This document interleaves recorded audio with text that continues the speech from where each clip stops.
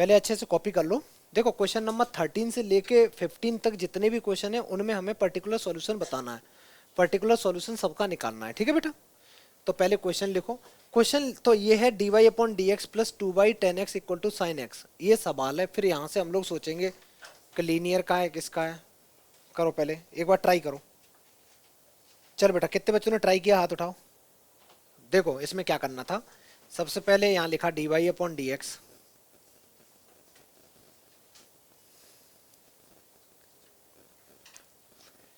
To into 10x, Y को मैंने इधर अलग लिख दिया, इक्वल टू साइन एक्स। बेटा ध्यान से देखो ये कौन सी फॉर्म भर रही है, ये तुम्हारी ये वाली फॉर्म भर रही है बेटा, dy upon D x plus P Y equal to Q.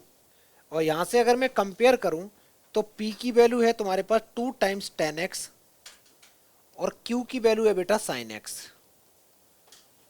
ये लीनियर डिफरेंशियल इक्वेशन की फॉर्म भर रही है स्टैंडर्ड वाली, ठीक है। यहां से सबसे पहले तो हम लोग इंटीग्रेटिंग फैक्टर निकालेंगे। इंटीग्रेटिंग फैक्टर अगर लिखना चाहो तो पूरा भी लिख दिया करो बेटा। इंटीग्रेटिंग फैक्टर निकालेंगे, उसका फॉर्मूला होता है IF equal to E to the power P into D X लिखना पड़ेगा बेटा यहाँ पे, क्योंकि D Y upon D X है ना, अपॉन में जो होता है वो लिखना पड़ता है। तो ये e की पावर में p क्या है, p है 2 times 10x into D x.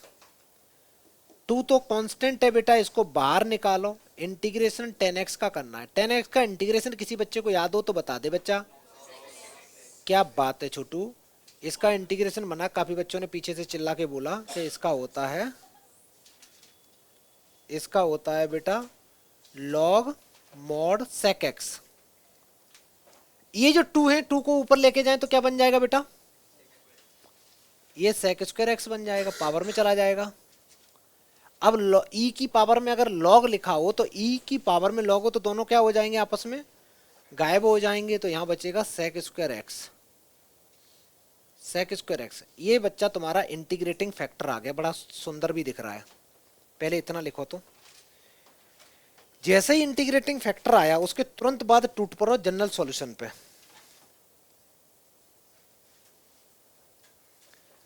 General solution का फॉर्मूला क्या होता है, हम लोग लिखेंगे जनरल सॉल्यूशन y इंटू, बोलो बेटा,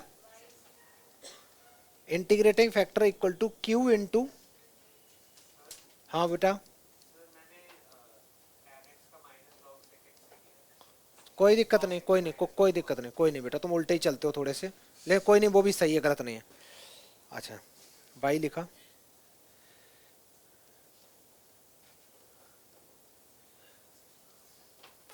ये क्या करता है ना, ये सोचता है 12th में PhD भी लाओ मार ही लेते हैं। इसको लग रहा है जब 12th पढ़ी रहे तो क्यों ना मैथ्स में PhD कर लें, खत्म करें। तो ये हर क्वेश्चन में अलग मेथड लगा लेता है, थोड़े थोड़े थोड़े थोड़े। इस चक्कर में क्या होता है ना, जो मार्क्स आने होते हैं 80 में 70 वो डायरेक्ट 30 पे गिर जाते हैं आके। किसने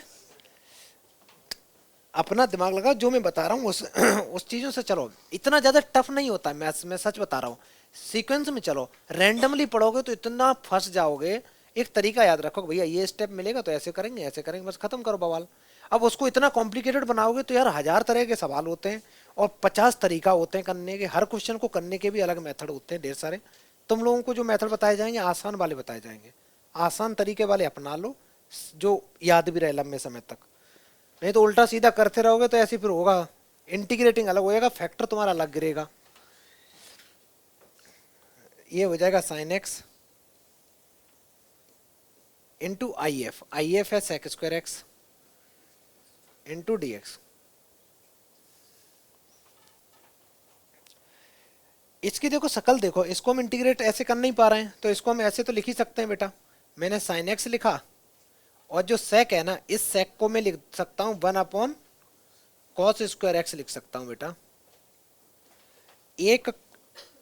एक साइन से, सॉरी ये सही है। अच्छा साइन अपॉन कॉस बेटा क्या बनता है, तो एक तो बन गया 10x, एक 1 अपॉन कॉस जो बचा है उसको मैंने सेक एक्स लिख दिया। Integration sine X sec X का क्या होता है, 10x इंटू सेक एक्स का इंटीग्रेशन क्या होता, बोलो बेटा बहुत बढ़िया, sec x प्लस सी लिख दो। ये है y sec स्क्वायर x। ये तुम्हारा जो आया है ना, ये तुम्हारा इक्वेशन नंबर 1 लिख दो। ये बच्चा तुम्हारा जनरल सॉल्यूशन आ चुका है। अब हम लोग पर्टिकुलर सॉल्यूशन की बातें करेंगे थोड़े आगे। पहले यहां तक करो तो कंप्लीट अच्छे से, जल्दी करो। अब देखो बेटा, इसके बाद हम लोग निकालेंगे पर्टिकुलर सॉल्यूशन। पर्टिकुलर सॉल्यूशन निकालने के लिए सबसे पहले तो यहाँ देखो क्या वैल्यू पुट करनी है, हमें पुट करना है, पहले लिख दो पर्टिकुलर सॉल्यूशन के लिए पहले पुट क्या करना है, y इक्वल टू 0 पुट करना है और x equal to pi by 3 put करना है। तो ये सब कुछ बेटा हमें इक्वेशन नंबर 1 में ही पुट करना होता है, ठीक है। तो y की जगह जब 0 पुट करेंगे तो ये 0 बन गया, sec pi by 3 plus C. sec pi by 3 का मीनिंग होता है बेटा sec 60 डिग्री, sec 62 आता है। तो ये 0 इक्वल टू आ गया 2 प्लस सी। तो सी की वैल्यू यहां से बच्चा तुम्हारी -2 आ गई। इतना करने के बाद में अब डायरेक्ट लिखेंगे हम लोग देयरफॉर पर्टिकुलर सॉल्यूशन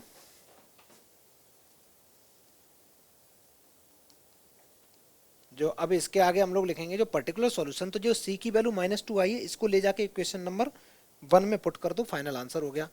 तो y times sec square X equal to sec x और -2, this is the correct answer. समझ में आया बच्चा लोग? अगर ज्यादा ही मन कर रहा हो तो sec स्क्वायर एक्स से इसको थोड़ा सा इधर लाके डिवाइड भी कर दो, तो ये आ जाएगा y equal to sec square X upon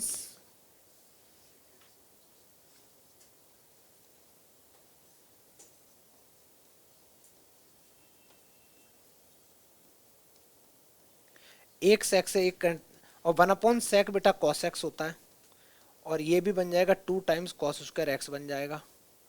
तो ये तुम्हारा बच्चा फाइनल आंसर हो गया। आसान सवाल था। पर्टिकुलर सॉल्यूशन में ये रखना, ठीक है। पहले पूरा निकाल लो, निकालने के बाद जो वैल्यू गिवन होती है वहां से फिर कांस्टेंट जो सी होता है उसको भी निकालना होता है, क्योंकि जो जनरल फॉर्मूला होता है, जनरल सॉल्यूशन होता है उसमें सी आता है, तो हम लोग यहाँ तक छोड़ते हैं, फिर सी और निकालना पड़ता है। नेक्स्ट क्वेश्चन जल्दी करो बेटा। बेटा जिन बच्चों का आ गया अच्छी बात है, नहीं आया तो यहाँ देखो।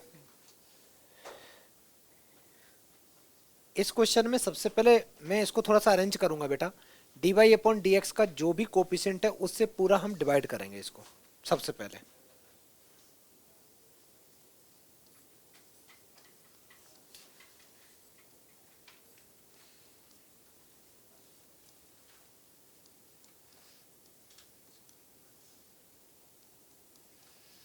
बेटा जब 1 प्लस एक्स स्क्वायर से डिवाइड करेंगे, एक 1 plus X square already available है तो वहाँ होल स्क्वायर हो जाएगा। ये ध्यान से देखो तो ये वाली जो फॉर्म भर रही है वो भर रही है D Y upon D x plus P Y equal to Q वाली फॉर्म भर रही है। यहां से कंपेयर करोगे तो पी की वैल्यू आ रही है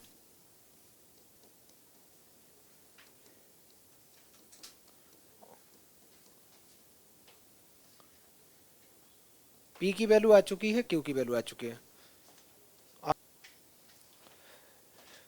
पी आ गया, क्यू आ गया। सबसे पहले बेटा इंटीग्रेटिंग फैक्टर निकालेंगे। तो इंटीग्रेटिंग फैक्टर का फॉर्मूला होता है ई की power integration of P D x, और p की वैल्यू है 2x upon 1 plus X square. अगर मैं इसका इंटीग्रेशन सोचूं बेटा तो ये इंटीग्रेशन होगा बाय यूजिंग सब्स्टिट्यूशन मेथड। ये वाला इंटीग्रेशन कैसे, मैं डिनोमिनेटर में जो है ना 1 प्लस एक्स स्क्वायर, इसको बेटा मैं t पुट करूंगा, डिफ्रेंशिएट करूंगा तो 2x dx ये dt में चला जाएगा, ये पूरा dt में चला जाएगा। तो तुम्हारे पास कुछ ऐसा सीन बनेगा, integrating factor equal to e to the power D T upon T. अच्छा, डी टी अपॉन टी का इंटीग्रेशन क्या होता है, log T, log mod T, log mod T, और टी की वैल्यू क्या है 1 प्लस एक्स स्क्वायर। तो ओवरऑल इंटीग्रेटिंग फैक्टर जो आएगा वो निकल के आया है तुम्हारा 1 प्लस एक्स स्क्वायर। ये इंटीग्रेटिंग फैक्टर आ गया। जैसे ही इंटीग्रेटिंग फैक्टर आ जाता है उसके तुरंत बाद बेटा जनरल सॉल्यूशन निकालने की तैयारी कर लो। तो जनरल सॉल्यूशन का फॉर्मूला होता है y into integrating factor equal to integration of Q into integrating factor d x plus C, यही होता है क्योंकि ये वाली फॉर्म ही बन रही थी D Y upon D x plus P Y में, तो ये बन जाएगा फॉर्मूला। वाई ऐसे ही लिख दो, 1 + x² लिख दो। क्यू की वैल्यू क्या थी, क्यू की वैल्यू बड़ा खतरनाक थी बेटा, 1/1 + x² का whole square into integrating factor है 1 + x² D x plus C. बेटा 1 + x² से एक 1 + x² कैंसिल आउट हो गया, तो y times 1 + x² integration of 1/1 + x²। पता नहीं तुम लोग देख भी रहे होगे ये किस चीज का फॉर्मूला है, ध्यान से देखो। 1 यहाँ पे 1 को मैं 1² भी तो लिख सकता हूँ, तो 1/a² + x² का इंटीग्रेशन क्या होता, 1/a tan इनवर्स x होता है। तो ये डायरेक्ट मेरा जो आंसर आया यहाँ से, तो वो आ गया बेटा y 1 + x² equal to tan inverse x आ गया, और प्लस सी लिख दो। बेटा ये जो इक्वेशन आई, इक्वेशन नंबर 1 आ गई। अभी बात खत्म नहीं हुई, इसके तुरंत बाद अब तुम्हें पर्टिकुलर सॉल्यूशन निकालने के लिए बेटा हमें सी की वैल्यू चाहिए, और सी की वैल्यू निकालने के लिए दो चीजें गिवन है, एक्स की वैल्यू 1 और वाई की वैल्यू 0 पुट करनी पड़ेगी। तो हम लिखेंगे पुट x इक्वल टू 1 और y equal to 0 in equation number 1। जैसे ही बेटा इसमें y की जगह 0 पुट करेंगे तो ये 0 हो जाएगा पूरा, यहाँ पे tan इनवर्स 1 आ जाएगा प्लस सी। tan इनवर्स 1 की वैल्यू कितनी होती है, π/4 होती है, तो ये आ जाएगा 0 इक्वल टू π/4 प्लस सी। तो सी की वैल्यू बेटा यहाँ से निकल गई -π/4, -π/4। ठीक है, ये -π/4 की वैल्यू लेके इक्वेशन नंबर 1 में पुट कर देंगे, ये तुम्हारा पर्टिकुलर सॉल्यूशन हो गया। ये जनरल सॉल्यूशन है, जब सी आ जाता है तो उसको पर्टिकुलर सॉल्यूशन बोलने लगते हैं। तो किसी भी क्वेश्चन में पर्टिकुलर सॉल्यूशन पूछ सकता है। देयरफॉर पर्टिकुलर सॉल्यूशन जो तुम्हारा आया वो हो गया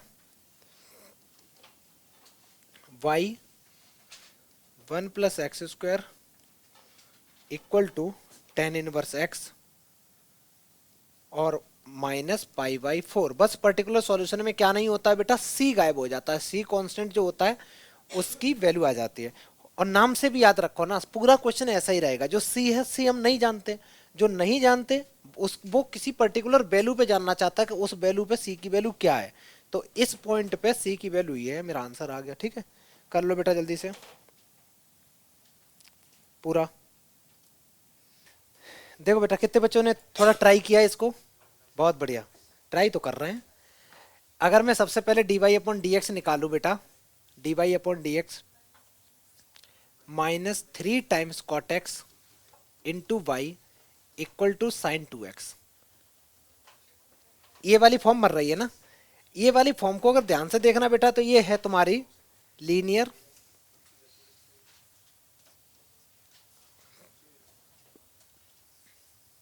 dy/dx plus P Y equal to q. इसी फॉर्म का तो क्वेश्चन बन रहा है ये। इसमें बता p की वैल्यू कितनी है बेटा, और q की वैल्यू है तुम्हारी साइन 2x। सबसे पहले इंटीग्रेटिंग फैक्टर निकालेंगे, साथ साथ करते चलो बच्चा लोग, मैं धीरे धीरे कर रहा हूं। सबसे पहले इंटीग्रेटिंग फैक्टर निकालेंगे। इंटीग्रेटिंग फैक्टर को हम लोग IF से डिनोट करते हैं शॉर्ट फॉर्म में। इंटीग्रेटिंग फैक्टर का फॉर्मूला हो जाएगा e⁻p into D x, p into D x. p की वैल्यू जो है वो वाली पुट कर देंगे लेके, -3 में पहले ही बार कर दे रहा हूं।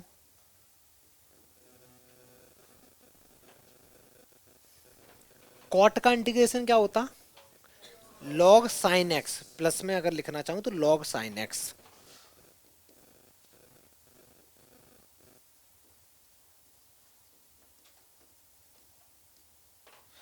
बेटा ये माइनस अगर मैं ऊपर एडजस्ट कराऊं, सॉरी 3 भी तो है, तो ये e की पावर में log sin x की पावर -3 चला जाएगा बेटा। तुम्हें पता है e की पावर में log होता है तो दोनों कट्टी पिट्टी हो जाएंगे, तो बचा क्या, साइन एक्स की पावर -3 बचा बेटा।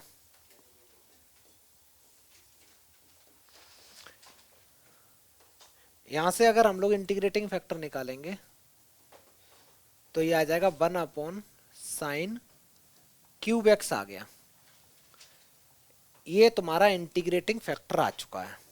इंटीग्रेटिंग फैक्टर के तुरंत बाद क्या निकालते हैं बेटा? जनरल सॉल्यूशन निकालते हैं।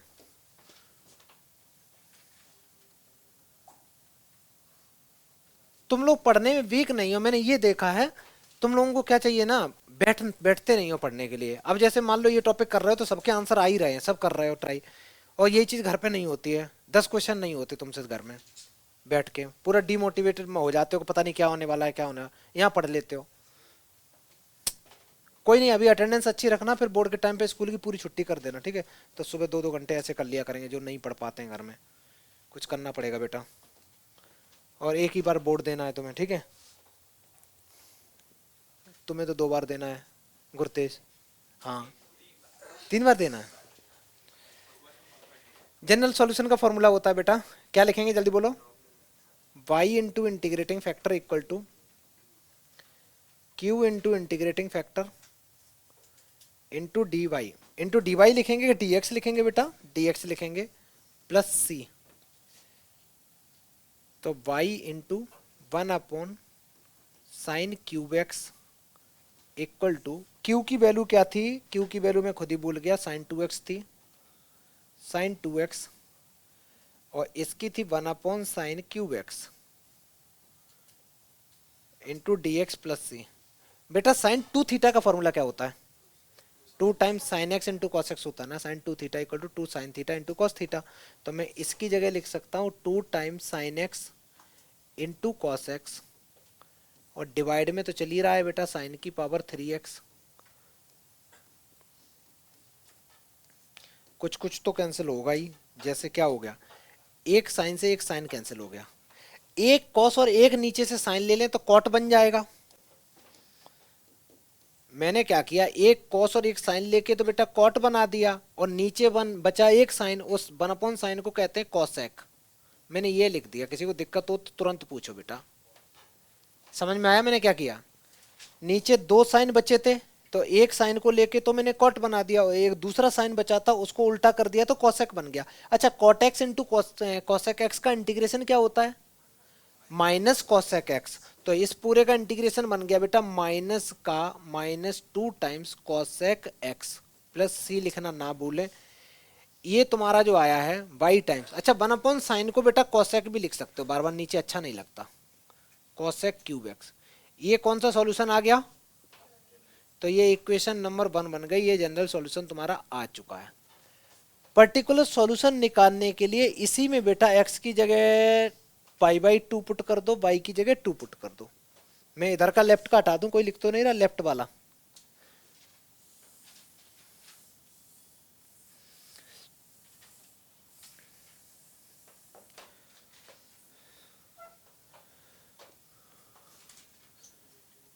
हम लोग पुट करेंगे y इक्वल टू 2 करेंगे और x इक्वल टू π/2 करेंगे इन इक्वेशन नंबर 1। तो 1 में जैसे ही पुट करोगे तो y की जगह बेटा 2 पुट करोगे।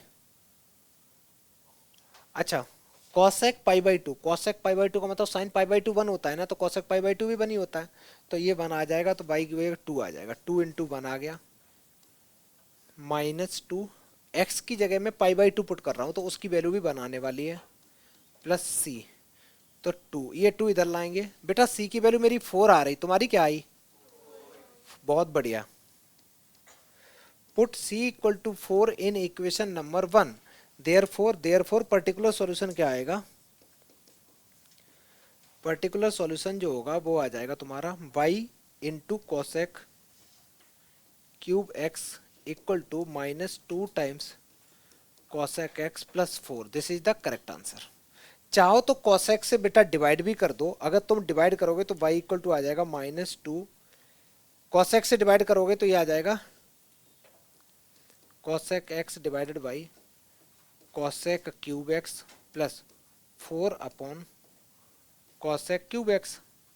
कुछ कुछ तो कैंसिल भी हो रहा है, जैसे एक कॉसेक से एक कॉसेक चला गया, तो y equal to -2 one upon cosec sine होता है ना, तो ये साइन स्क्वायर आ जाएगा plus 4 times one upon cosec बेटा साइन होता है, तो ये साइन क्यूब आ जाएगा।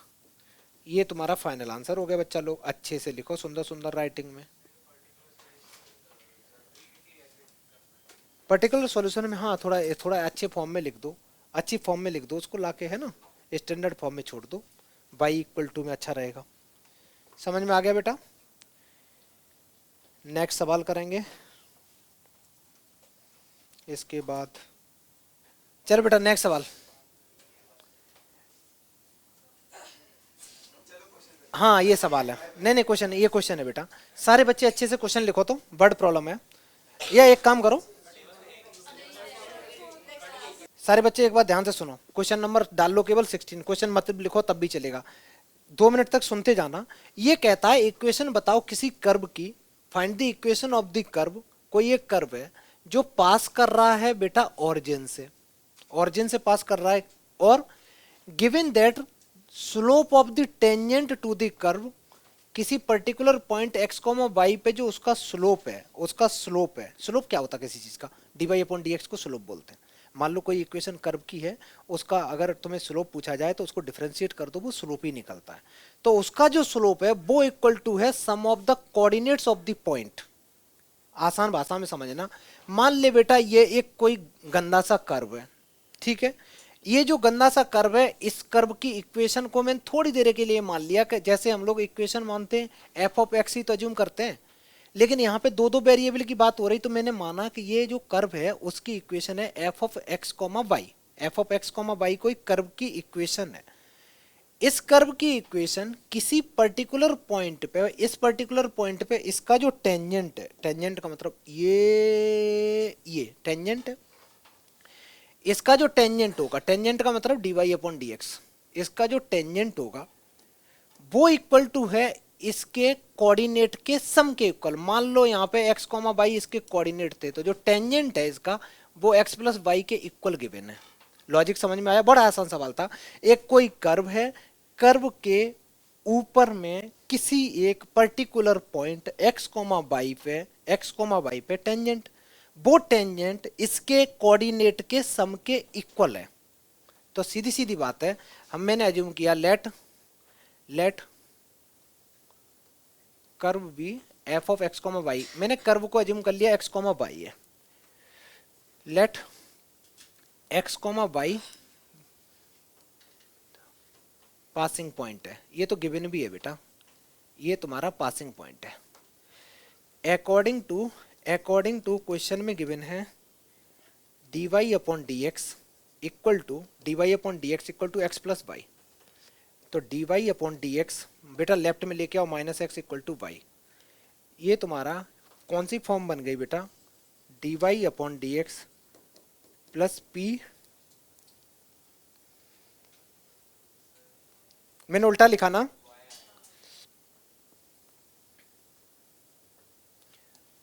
इसको मैं लेफ्ट में लाऊंगा,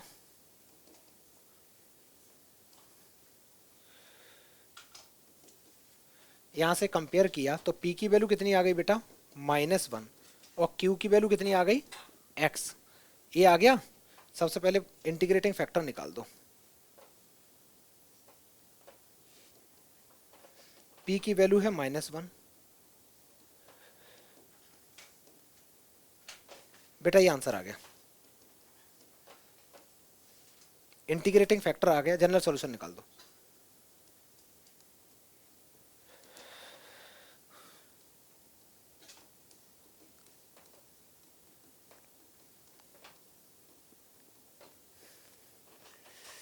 आगे सॉल्व करना। इतना इतना करने के बाद फिर कुछ बचा नहीं क्वेश्चन में।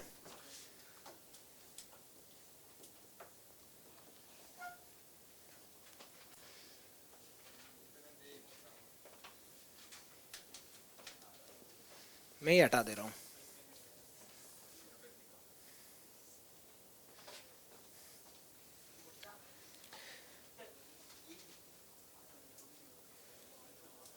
राइट साइड में करोगे कौन सा वो लगेगा बेटा, first function as it is,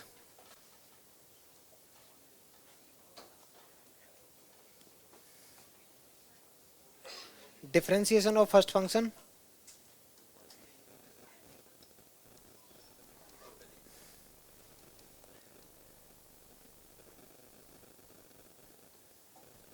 ये बन जाएगा बेटा minus minus plus e to the power minus x.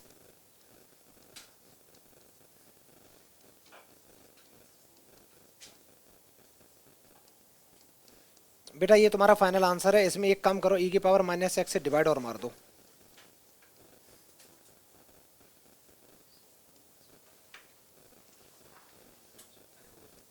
जब माइनस एक्स से डिवाइड किया तो उधर क्या हो गया, ई की पावर माइनस एक्स, ऊपर गया तो प्लस एक्स हो गया। ये आंसर हो गया।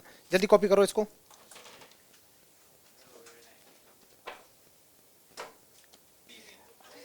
एक एक बात बताना बेटा, मैम जल्दी लेके आओ जल्दी। अगर मैं सबसे पहले तो इसको मैं एक्स से डिवाइड करूंगा तो मेरे पास आ जाएगा एक्स से डिवाइड कर दिया तो ये आ गया, एक्स से डिवाइड कर दिया बेटा। ये जो भी दे रखा है ये पी का काम करेगा, तो मैं तो इंटीग्रेटिंग फैक्टर निकालना है मेरे को बच्चा। तो P D x minus one upon x minus minus plus, मैंने सही लिखा गलत लिखा? मैंने पता नहीं 3-4 माइनस क्यों लगा दिए।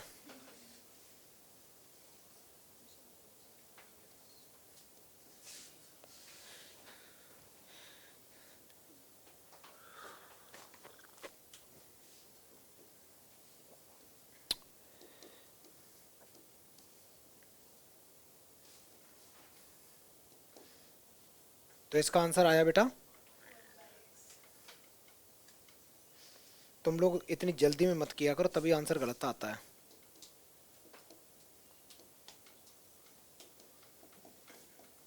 समझ में आया बेटा वन अपॉन एक्स क्यों आया? तुम लोगों ने वो माइनस का ध्यान ही नहीं दिया। ठीक है, नेक्स्ट क्वेश्चन। नेक्स्ट क्वेश्चन इसका पूछा है इंटीग्रेटिंग फैक्टर बेटा। बता, बड़ा आसान है इसका भी इंटीग्रेटिंग फैक्टर। चेक कर लो एक बार, जल्दी करो। पहले देख लो बेटा सारे बच्चे। सबसे पहले तो अगर यहां से करोगे dx,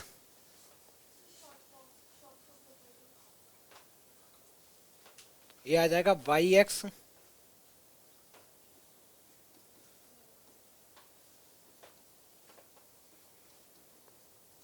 यही तो आ रहा है।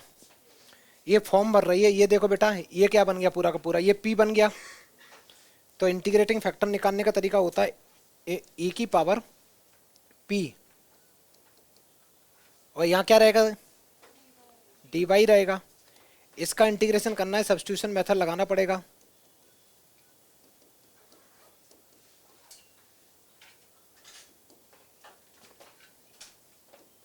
तो ऊपर y को रिप्लेस करोगे तो वो बन जाएगा dt अपॉन 2, वो भी माइनस का, और नीचे t। ये है e की पावर में जो भी चल रहा है। और अच्छे से सॉल्व करोगे तो ये बन जाएगा 1 अपॉन माइनस 1 अपॉन 2, ऐसे ही रहेगा log mod t। मैं यहाँ लिख रहा हूँ बेटा, तो माइनस का 1 अपॉन 2 रहेगा e की power log mod t। t की वैल्यू चली जाएगी प्लस का 1 अपॉन 2, ऊपर चला जाएगा, सॉरी माइनस का 1 अपॉन 2। फिर उसके बाद में तुम इन दोनों को गायब कर दो तो t था क्या बेटा, t था 1 माइनस वाई स्क्वायर, और इसकी पावर तुम्हें माइनस 1 अपॉन 2 करना है, तो उल्टा करो 1 अपॉन, कौन सा ऑप्शन है, D part is the right answer है। ये बेटा तुम लोगों की पूरी एक्सरसाइज फिनिश हो गई। घर जाओ आराम से, कल पढ़ते हैं।